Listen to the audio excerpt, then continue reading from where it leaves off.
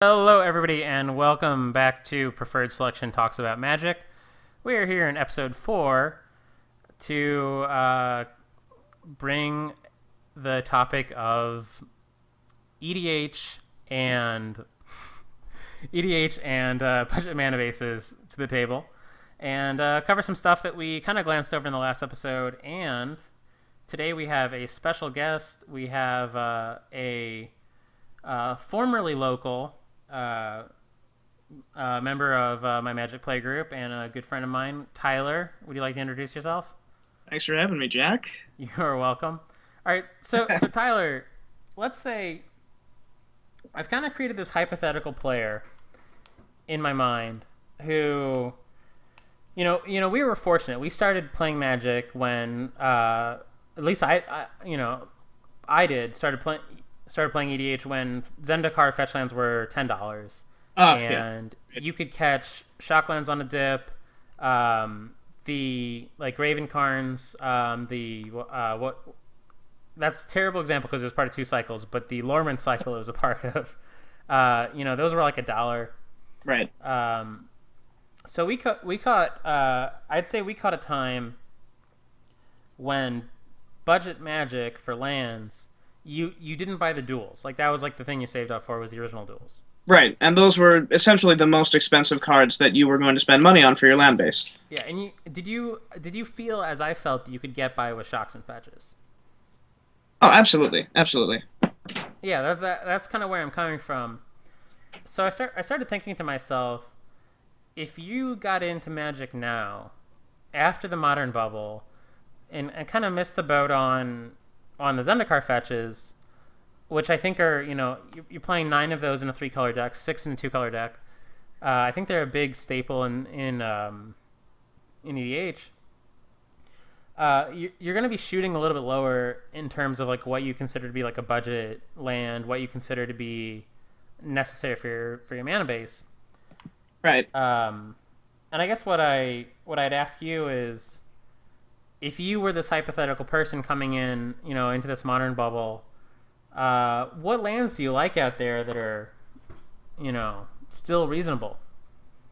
Well, I remember I started playing in Invasion, but I remember when the Pain Lands came out, they were such a hot commodity. Everybody They were loved $10 for a while. Yeah, for a while. And now I'm pretty sure they're around 3. They're around 3. They dipped to about 50 cents when I picked them up, yeah. Yeah, so those are really, really nice. Granted, in EDH, you can only run 1, but that's a really nice starting point. They're pretty cheap as far as any dual-color lands go. Oh, yeah. Those would be a really nice start. If you're okay with running the Karoo lands from the Rav block, the original Ravnica, those are really nice. There are I think Ice Age also had a few Pain lands. The triple lands, if you're running more than dual color from the Alara block. Yeah, very solid. Nice. Yeah. I think Future Sight actually had some really nice dual color lands. I know the red-green Grove of the Grove of the Burnwalls. Yeah, I know that's expensive, right? Yeah, fun trivia. The Lorman land I mentioned earlier, Gravencarns, the hybrid land, that was actually introduced in that cycle. Yeah. I think some of those are really good. For a while, one of my cheap lands to go to was from that cycle, Reign of Tears, which on your turn was basically an underground sea, and on your opponent's turn was an island, which was when have you ever wanted an underground sea to be anything else on your opponent's turn? Yeah. Yeah. Tears is a good one. It was $1. Now it's 10. Wow, Yeah. I did that. I think there's a blue-white land. Nimbus Maze. Yeah, Nimbus Maze. And I'm not sure what that's going for now, but I think that would be a good thing to look into. Of course, the I'm not M10 sure I remember what Nimbus Maze does. It's it taps for a blue if you control a plains, and it taps for a white if you control an island. Okay, so it's like a fixed Tainted Land. Yeah. And the Tainted Lands also fantastic lands, of course, if you're running black. Which, if you're playing EDH, it's more likely than not that you are. Now, see, I think we think that Tainted Lands are good because we have access to fetches, shocks, and duels. That's true. I, I would I would posit that the Tainted Lands might actually be a little bit of a trap. Or it's kind of weird because like if you're really budget, you're running a lot of swamps. Right. That's true. But if you're in like a middle ground where you're running like a lot of like refuges and like temples, like I started to put together an EDH budget list earlier, and it had 5 swamps in it, which is for that you might as well run. I mean, the Tainted Lands. The cool thing about them is that they're always untapped, which is Right. of value. Mm-hmm. But yeah, I respect Nimbus Maze. Right. I will suggest to you that for the Karoo lands, like Azorius Chancery, for example, Mm-hmm. I actually think of them a little bit outside the category of fixing. When I was thinking about these originally, I started to kind of think about kind of a new category of lands that aren't utility lands, but are like, I guess the term I'd use is minor utility lands. Minor utility. Like in this category, you'd have like Evolving Wilds, Terramorphic Expanse, the new temples, is always like the Karoo lands that do a little bit more than fix. Like Evolving Wilds gives you a shuffle, temples give you a scry, Azorius Chancery bounces a land and enables shenanigans with untappers. Right. Like it's all. I mean, I guess all lands kind of like have their little thing that they do, Mm-hmm. but Yeah. I was thinking about the risk. Like, see, I never leaned too hard on the Karoos for constructed fixing because I was always a little bit afraid of them. Right. Yeah. You've seen my cube, I run a lot of LD. Well, I remember when the Karoos came out, Wildfire was a big thing. Oh And yeah, nobody wanted to Karoo a land just to lose all of their lands. So I was always wary of those. Actually, the storage lands from Kamigawa. no, the Oh. from the future site had oh my god, Time Spiral. Sorry, the Time Spiral block had storage lands, which were really nice. There were storage lands from other sets earlier. I'm not Was 100% Dreadship sure Reef one what. of those? Yes, yeah, Okay, all right, I've got one on the screen now. Yeah. yeah, Yeah, these are definitely. I would put this in the minor utility category, maybe too. These are another land that I feel like I've underestimated. yeah. In an earlier take of this video, when I was trying to do it solo, I was talking. I was talking about Dreadship Reef, and I was trying to explain why it was like bad, and I was having trouble. Like I was thinking about it, and honestly, like kind of like the saving grace of it is that it comes in a play untapped, and Yeah. it taps for a colorless immediately. Right. Yeah. At worst, you just get a colorless. But then in a game, especially in a game of EDH, where you will have time to put storage counters on it to really actually have it do things other than be a reliquary tower with no benefit. Here's the thing though. So the time commitment on this, because it's 1 in tap for a storage counter, Mhm. then 1 to remove storage counters. So let's say that you want to use this as a ritual. If you want to use this as a ritual, that's 6 mana of tapping this land, tapping another land for 3 turns to pay 1 and get black out of it. Say, if you want to use this as color fixing, if you want to use this as an underground sea, that's a 4 mana investment of 1 turn tap, and 2 turns tap, and then a 3rd turn pay 1, get a single black out of it. So that's kind of where I was coming down as like, Mhm. I see a situation where like, and I've seen this happen in games. I've seen people get like 5 storage counters on these, and I don't know how it happens. I guess EDH games go longer than I think. Well, not everybody combos off turn 4, so Yeah, that's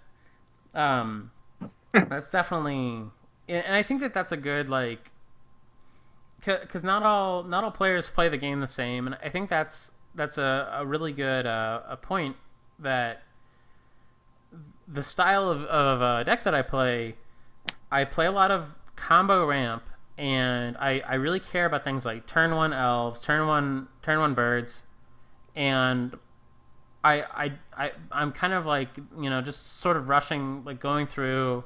Don't care if it turns into arch enemy, just I'm trying to get there or not.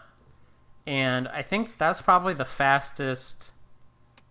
Like I respect Basic Forest because of that, but I think that multiplayer EDH doesn't get any faster than that. I think that the more I think about the advice that I would give to a new player, the more I actually think that I would tell them, in all but the fastest decks, load up on any 2-color or more fixing.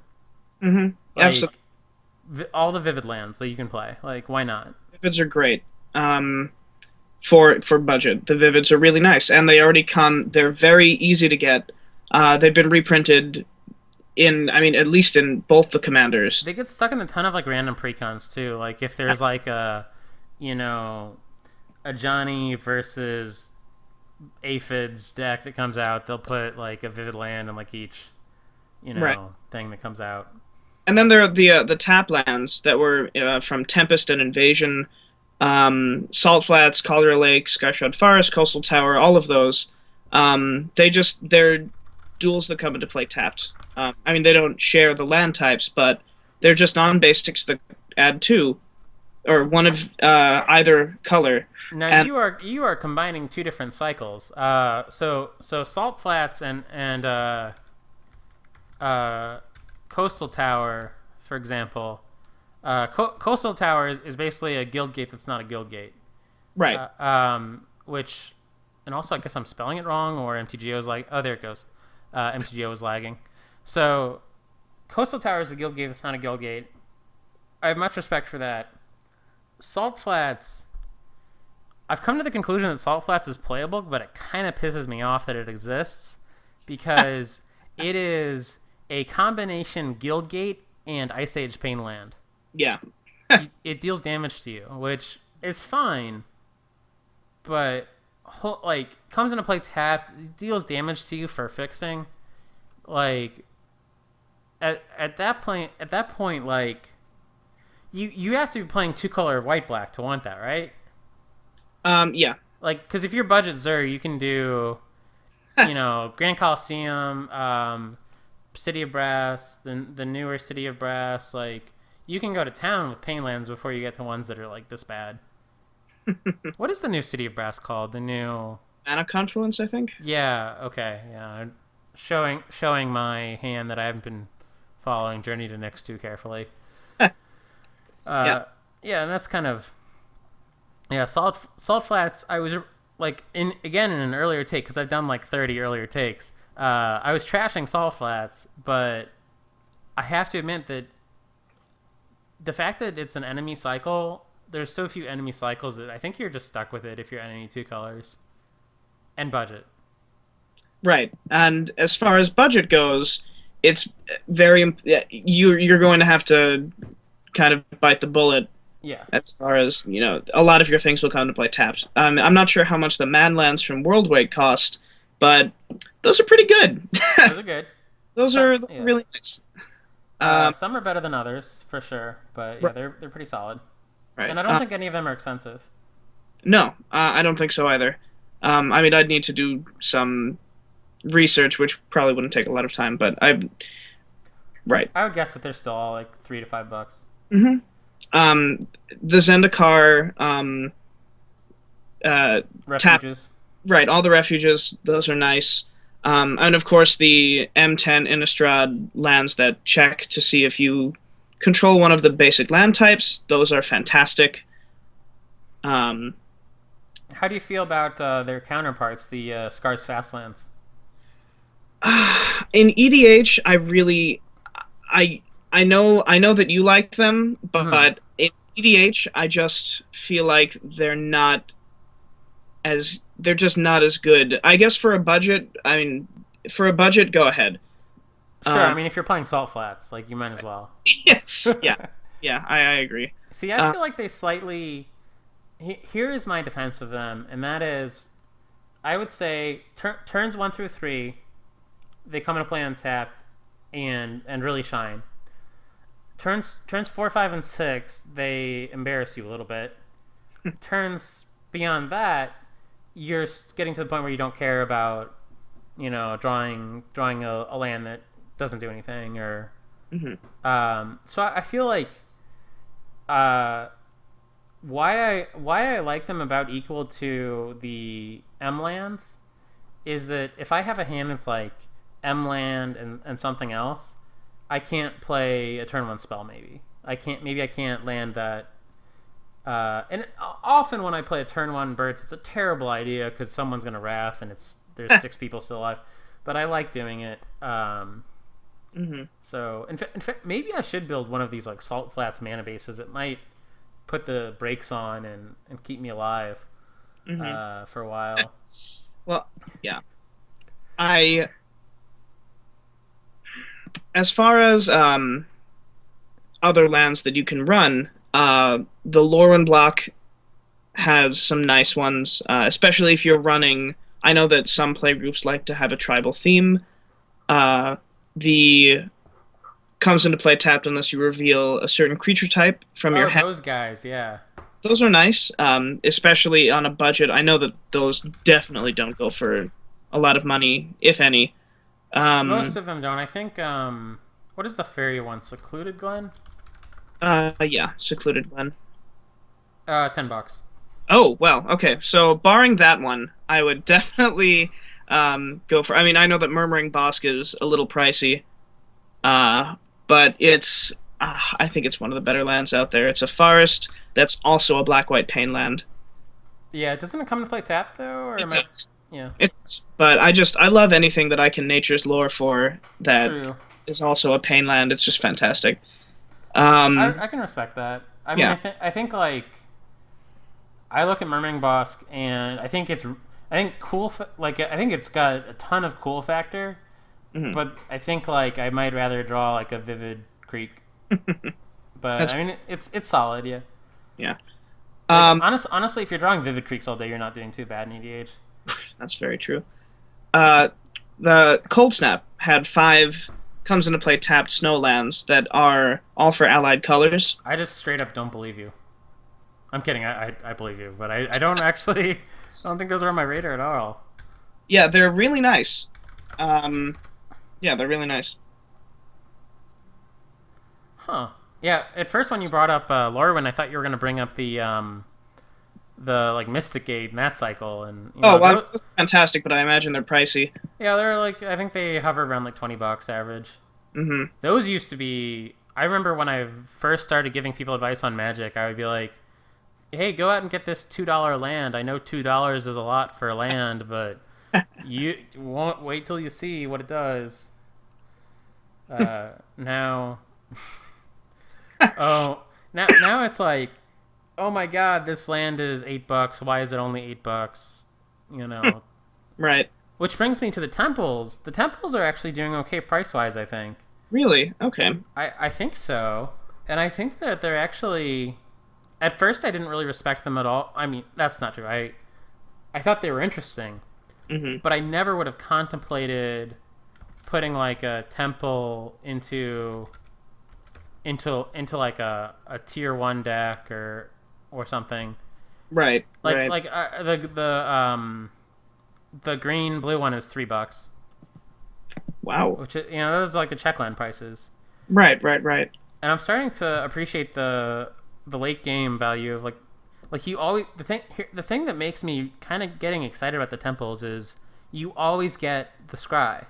Like there's never a point, unlike so many other lands, there's never a point where you draw it and get nothing. Right, that's very true. Horizon Canopy being the king of all those lands. How much is Horizon Canopy going for these days? Let's find out. Horizon Canopy goes for $40. So I'm gonna go ahead and say that's probably not within budget. So I have a Horizon Canopy story that I'm gonna share now. Do you remember the full art Treasure Mage? Yeah, yeah. There was a guy. I swear, all of my bad trading practice stories come from the other person rabidly forcing a bad trade upon me. Like they're never like I saw this. They're always like some guy approached me and was like, I got a plan. This guy at Amazing Spiral came up to me and he was like, oh my god, I want to walk away from this event with as many of the F&M full art treasure mages as people will trade me. Just looked in my binder, and I pulled out. I looked here, and I'm like, "There's nothing that I want." And he's like, "Are you sure?" And I'm like, "Well, I mean, your Horizon Canopy, but I don't want to like sit here and like even it out, because I mean, it's $5. It's $5 right now. I didn't say right now because it was then. That was Right. then. This is now. But I said, it's $5 card. Like I don't want to take that off you. And he was like, pull it out, go for it. Like he's like Horizon Canopy for Treasure Mage. Let's do it right now. Oh my. So he has a full art Treasure Mage, which I believe now are 75 cents. Mm-hmm. And I have a Horizon Canopy. Wow. That's wow. Okay. Well. Um. So I did I not realize that land. I thought you were gonna say it was $10. Like, but that is no, wild. that's a pretty steep price jump. This I originally envisioned when talking about these lands, giving people the advice of if you're going aggressive, that's when you bust out like the basic islands, the basic forests, and then if you're going controlling, that's when you really hedge and play lands so you can cast your spells, like as much tap stuff as possible.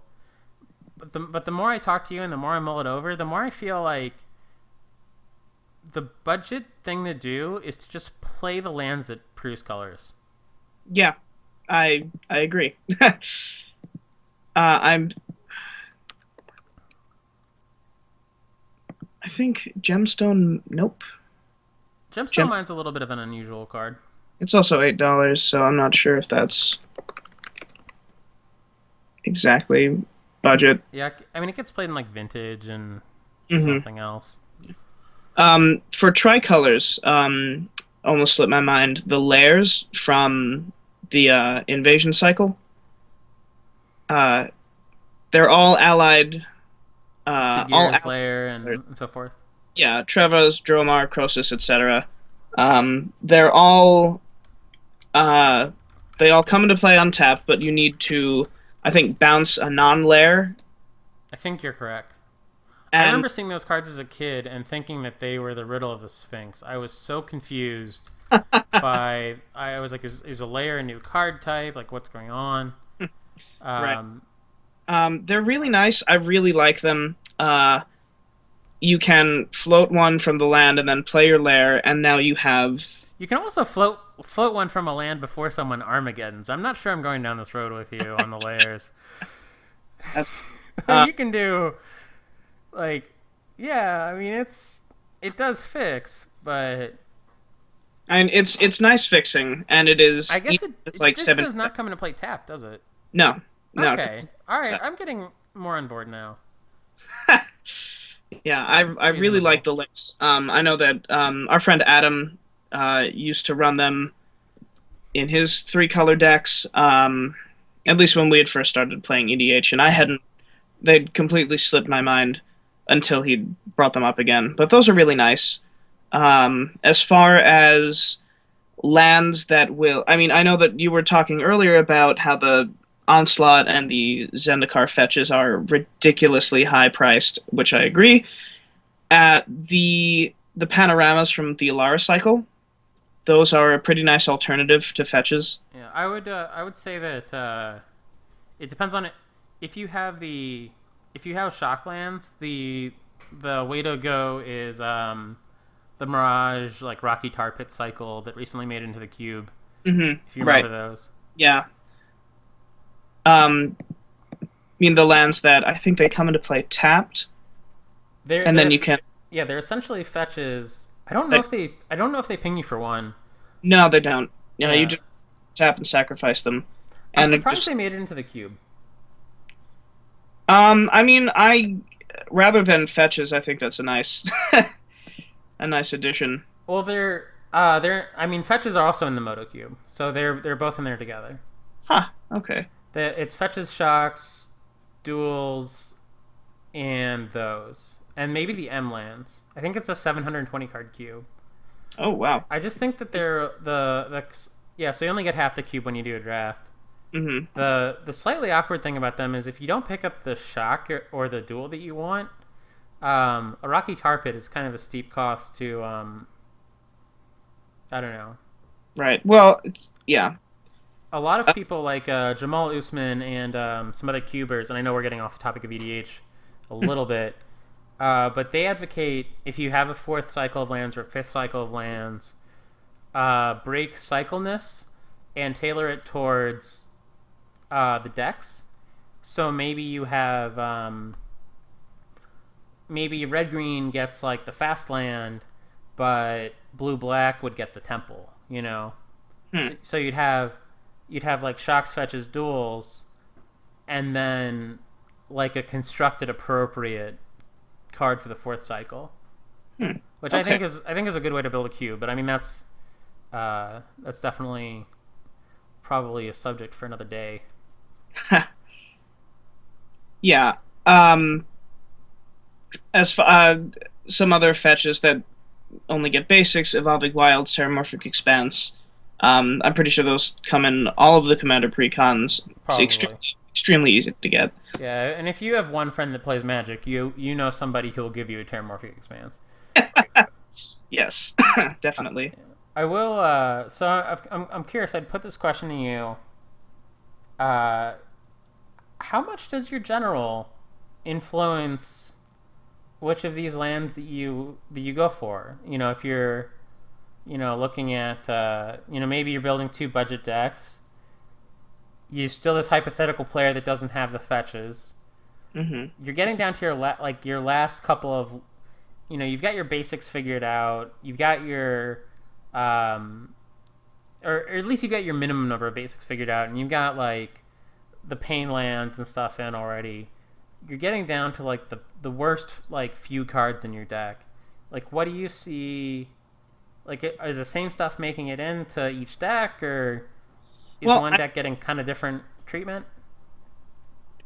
I think it depends on how important your general is to how early playing your general is.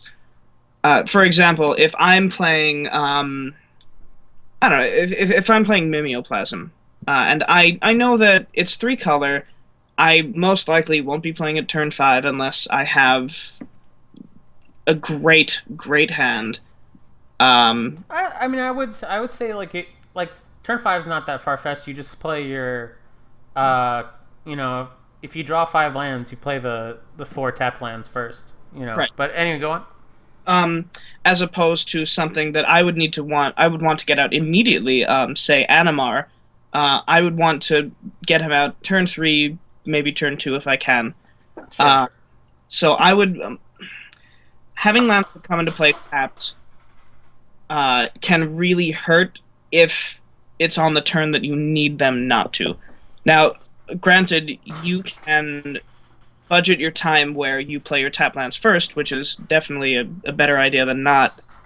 But in a deck where you need to get your general out immediately, having access to your colors can definitely outweigh getting him out later.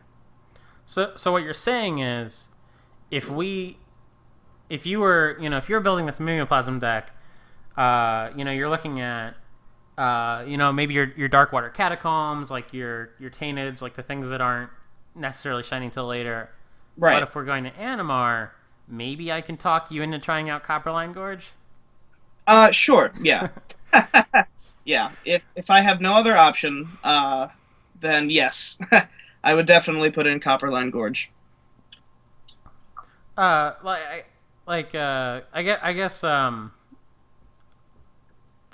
mean, I think at the end of the day, like, it comes down to like, to you, maybe you'd run a forest over that. I might. I might. It's very possible. I can respect that. Yeah. Yeah, and as far, I mean, if you're running green, then you're running ramp. There are a lot of really nice ramp spells for green. If you run forests, then you can most likely get out the rest of your lands. If you Yeah, I feel like having access to blue and green, especially green, can Mm, definitely get you kind of into like a backdoor of fixing. right, Like it's rare that you even in like because I play a Lazav deck that does like to cast Lazav on turn 4 if it can, right, and I made a rule for that deck because I wanted to keep it new play group friendly. That I do not want to buy any cards with the intent purpose of putting them in Lazav. right, Um, I cheated and got Fenax, but that's a different story. But I haven't. The lands are terrible. The lands are mostly basics, right. and I feel like on the backs of Preordain, Ponder, and like Thirst for Knowledge, that I'm not the ever. I can't remember the last time in the last years that I've been the guy at the EDH table who was color screwed. Right. Like like if you prioritize ramp spells or even just hand filtering, like you can get around a lot of stuff. Right. I think. Oh, just before I forget, uh, Grand Coliseum is another nice fixer. It comes into play tapped, but it's a pain land for any color. Oh yeah. Also, Tarnished Citadel, I think, it's like $3. Um, it lightning bolts you every time you use it for colored mana. But if you're really hurting for fixing and you want a land that doesn't come into play tapped, that might be worth your while, especially in a game where you have 40 life. That's true. And Um, in Grand Coliseum, do you remember off the top of your head the? So it comes into play tapped, but it gives you something that you get that you don't it get from City taps of for Brass. colorless, Yes. and then it pains you for a mana of any color. Yeah. So the colorless tapping is just to get a little bit meta for like paper EDH. I kind of don't like updating my life total a bunch, and that's usually my main motivation for not tapping pain lands.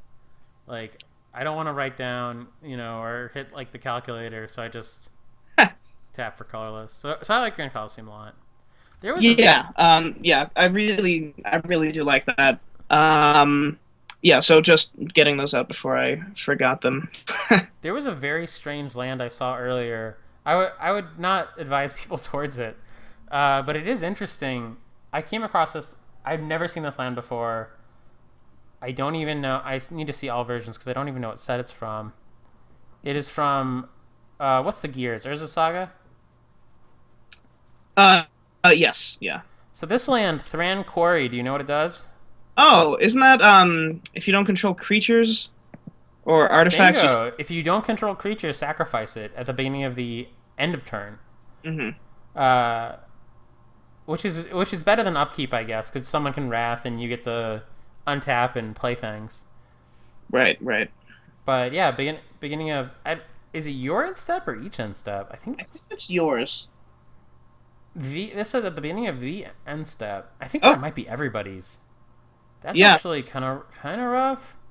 But I mean, the one mana, like I don't know, it's like I saw this card and I was like, I'm my curiosity, my interest is piqued that it exists. I don't think I'd be playing anytime soon.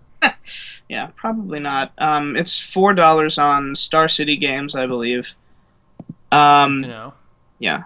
As far as filter lands go, I know that if you don't want to run the Shadowmoor Eventide ones, then there are the Odyssey. There's an Odyssey cycle of filter lands. Oh, And the fake signets. right, exactly, yeah, the Signet lands. They don't tap for anything by themselves, but if you tap one and the land itself, you can add a color combination of two colors depending on the land. They're all allied colors, so there's Mm-hmm. one for blue black, red green, green black, blue white, and blue and green white. Yeah, they were So definitely that's they were definitely the ugly stepchild of Standard when they were around because they do like if you play like a duel and then you play like a Darkwater Catacombs, you can't cast, like, let's say Underground Sea, Dark Order Catacombs. You can't cast Counterspell. You can't cast Black Knight. They don't do anything on turn 1. They are terrible in multiples.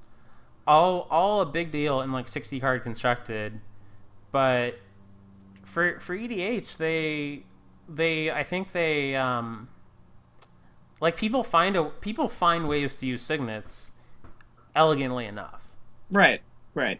Yeah. So I don't think that these lands are. I think that for me they're kind of like where you put Copperline Gorge, like they're in the territory of like maybe I just run a swamp over this or an island, but I do actually play this in a deck IRL, and I think that they lack like people talk about signets as fixing. Signets to me aren't fixing their ramp with a little bit of fixing on the side, and I kind of feel like Darkwater Catacombs as a card is a lot worse than like Dimir Signet, but I mean Dimir Signet's really good, so that's not saying. It's. I think they're fine. I think that they're fine cards.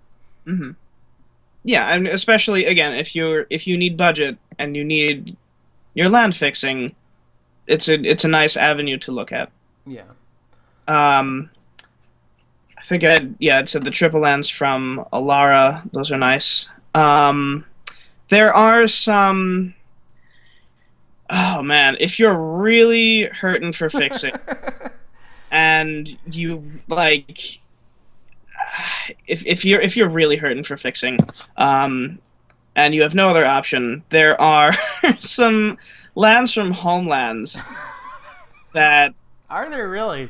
Yeah, there are lands that add for allied colors or allied 3 colors, but I personally do not like them. Oh, I think I remember these. Don't they like?